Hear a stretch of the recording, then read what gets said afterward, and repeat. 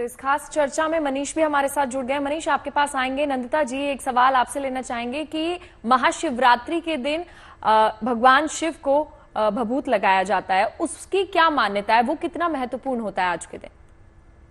देखिए, विभूति जो होती है ना is also about detachments in life. जब आप अपने ऊपर विभूत लगाते हैं भोलेनाथ, वो ये बताते कि एक तरह से आपने सब चीजों का त्याग कर दिया, और जो अंतिम जो लास्ट जर्नी होती है वो विभूति से आपको कहीं ना कहीं उसका रिफ्लेक्शन आता है।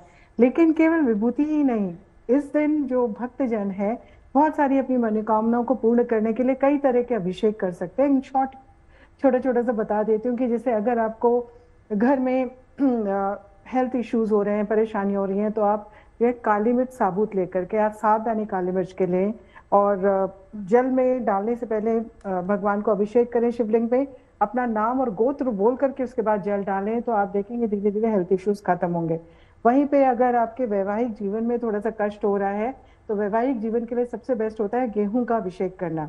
अगर आपको यहाँ पे काले तिल से अगर आप करते हैं अभिषेक, तो शनि दोष हो, शनि की 7.5 अभी शनि का परिवर्तन भी है, तो उससे आपको मुक्ति मिलती है, काफी तरह से आपको रिलीफ मिलता है, शत्रुओं या बाधाएं होती हैं वो भी आपकी खत्म होती हैं।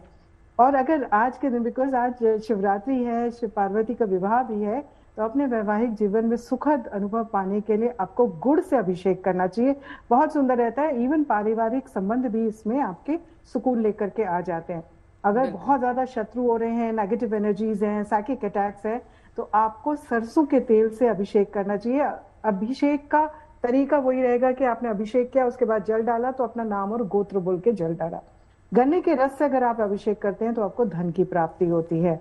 वहीं पे आप धतूरा या गेहूं को अगर अभिषेक करते हैं तो आपको संतान सुख मिलता है। और अगर आप दूध से करते हैं तो नॉर्मल सेहत आपकी अच्छी होती है, सुख समृद्धि आती है। घी से करते हैं तो आपकी रेडियंस बढ़ती है, आपके जीवन में लोग आपकी ऑरा से बड़े प्रभावित होने शुरू हो जाते हैं।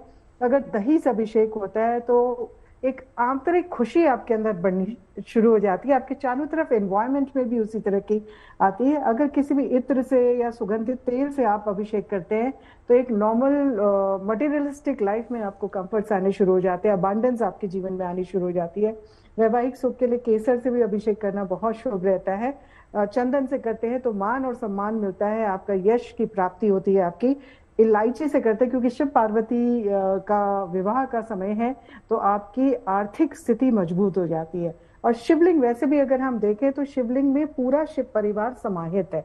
और शिव जी के जैसे अगर आपकी कोई भी इच्छा है, बेलपत्री में आपने 3 पत्तों वाला बेलपत्री ले और उसमें सब में पत्तों में आपने चंदन लगाना है और उसको आपने उल्टे से करके तो ये कई तरीके हैं जो नंदिता जी जिस तरह से बता रही थी, जो लोग अभी सुन रहे हैं, हमें देख रहे हैं, वो घर में इस तरह से कर सकते हैं और उनके जीवन में कोई भी विघ्न बाधा है तो वो दूर हो जाएगी। मनीष के पास सीधे आपको लिए चलते हैं, दुधेश्वर महादेव से लगातार वो बने हुए हैं। मनीष, लगातार सुबह से जो तस्वीरें आप दिखा रहे हैं, मुझे लगता है उन तस्वीरों में जरा सा भी अंतर नहीं आया है। अभी भी भक्तों का रेला जो है उसी तरह से वहां पर लगातार हम देख पा रहे हैं, लोग जा रहे हैं। ये बताइए कि वहां पर अब क्या कुछ कार्यक्रम आगे बढ़ने वाला है, किस तरह का वहां पर आगे कार्यक्रम होने वाला है, ये बताइए।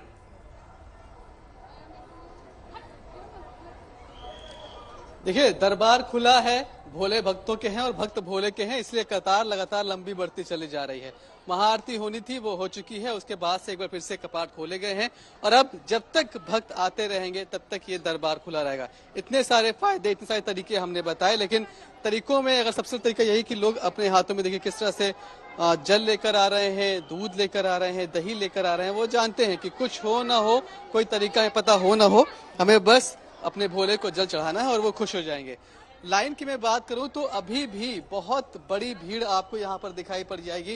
हालांकि व्यवस्था आप देखिए कि एक हिस्सा पूरी तरीके से खाली रखा गया है उन लोगों के लिए जो या तो बुजुर्ग हैं या फिर छोटे बच्चों के साथ, बहुत छोटे बच्चों के साथ आए हैं या फिर जिन्हें कोई बीमारी है, उनके लिए ये पूरा कॉरिडोर खाली रखा गया है। जबकि जो बाकी लाइनें हैं उनमें जो आम लोग हैं वो आसानी से आ जा सकें, इसकी व्यवस्था की गई है। वॉलंटियर्स अब धीरे धीरे कम होना शुरू हुए क्योंकि पीछे की भीड़ भी कहा जा रहा है कि अब भीड़ जितनी सुबह थी उतनी नहीं है, लेकिन अभी हमें कम से कम प्रांगण के अंदर अच्छी खासी संख्या लोगों की दिखाई पड़ रही है। सुबह लोग 2-2, 3-3 घंटे में यहाँ पर पहुंचे हैं लाइन में लगकर। कहाँ से आए आप? गाजियाबाद से ही, विजयनगर। टाइम लगा यहाँ तक पहुँचने में? ज्यादा नहीं, 30 मिनट्स ओनली। आधे घंटे में आ गए? हाँ। कोई दिक्कत तो नहीं? कोई दिक्कत नहीं, अच्छी व्यवस्था है। अब बाबा के पास पहुंच रहे हैं, जितनी देर लाइन में लगे सारे दुख लग रहा है दूर हो गए। बिल्कुल, बाबा के दरबार में आते सब दुख दूर हो जाते हैं। और भी लोग हैं, उनसे हम बात कर रहे हैं। आप कहाँ से आए आप? गाजियाबाद से। हाथ में क्या जल है, दूध है, क्या चढ़ा रहे हैं बाबा? जल, गंगा जल। ये देखिए अब तमाम सारे लोग हैं और लोग बता रहे हैं कि अब धीमे धीमे जो भीड़ है वो थोड़ी सी कम हो रही है। सुबह जहां लोग 2.5 घंटे 3 घंटे बाद यहां पहुंच रहे थे, अब आधे घंटे में मोटा मोटी वो यहां पर पहुंच जा रहे हैं। और इसका क्रेडिट जाता है मंदिर प्रशासन को, व्यवस्था को, कि व्यवस्था बहुत चाक चौबंद की गई थी। कहाँ से आए? हम शाहपुर में गाजियाबाद। आज अभी दिन में नहीं आए? अच्छा लग रहा है, बहुत ही अच्छा लग रहा है। यहाँ पे आ गए मानो कि जैसे स्वर्ग में आ गए हो। दिन में क्या काम पर गए थे? हाँ जी, नहीं, दिन में भी सुबह आए थे। सुबह भी आए? हाँ जी, सुबह भी आए थे। देखिए कुछ ऐसे भी हैं जो सुबह भी आए और शाम में भी हाजिरी देने के लिए आए हैं। कुछ लोग देखिए शायद दूर से जल लेकर आए हैं, हम उनसे ही बात करने की कोशिश करते हैं। क्या नाम है भोले आपका? मेरा नाम है निर्दोष। जल लेकर आए आप? हाँ। कहाँ से? हरिद्वार से। हरिद्वार से। अच्छा, अभी चढ़ाया नहीं आप? हाँ, परिवार की प्रतीक्षा कर रहे हैं, बिल्कुल परिवार आएगा बिल्कुल। तो सब लोग साथ में। देखिए नाम ही निर्दोष है, कोई दोषी नहीं है और वो यहाँ पर पहुंचे हैं भोलेनाथ को जल अर्पित करने के लिए। जाहिर सी बात है अपनी अपनी श्रद्धा, अपनी अपनी भावना लेकर यहाँ पर पहुंचे हैं। तमाम मेहमान हमारे साथ बने हुए हैं, उनसे हम चर्चा आगे बढ़ाएंगे, लेकिन उससे पहले पाकिस्तान की तस्वीरें आपको दिखाते हैं। पाकिस्तान के लाहौर में किस तरह से महाशिवरात्रि मनाई जा रही है, ये अद्भुत तस्वीरें।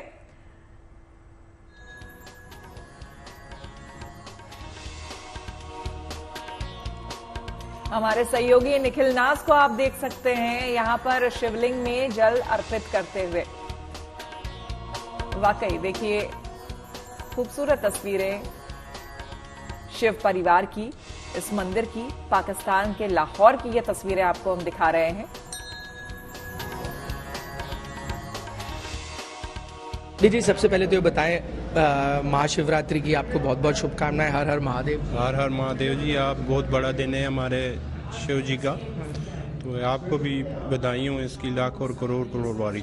मैं ये जानना चाहता हूँ दिन पर दिनचर्या के हिसाब से कितने यहाँ पर लोग आते हैं इस मंदिर में? बहुत आते हैं जी। आज सुबह से ना ये 6 बजे से शुरू हुए हैं। आज हम जो संगतें आ रही है आगे वापस हो रही है, और स्पेशली तौर पे जो है हमने आज शाम का प्रोग्राम रखा है तकरीबन 7 बजे से लेकर 10 बजे तक। इसमें हमारे भजन वगैरह होंगे और आरती होगी और अपना भंडारा भी हमने बनाया है, तो वो चलता रहेगा ये।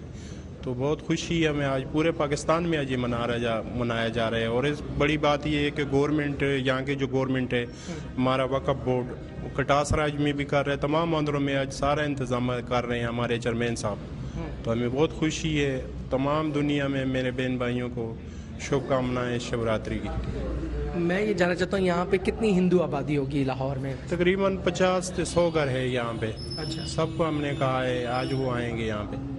तो यहाँ पे एक ये नहीं है कि आज शिवरात्रि का मना रहे हैं, यहाँ पे हम होली भी मनाई जाती है। बाहर रोड पे रास्ता बंद करके स्टेज लगाते हैं। दिवाली भी उससे बड़ा मंज लगता है।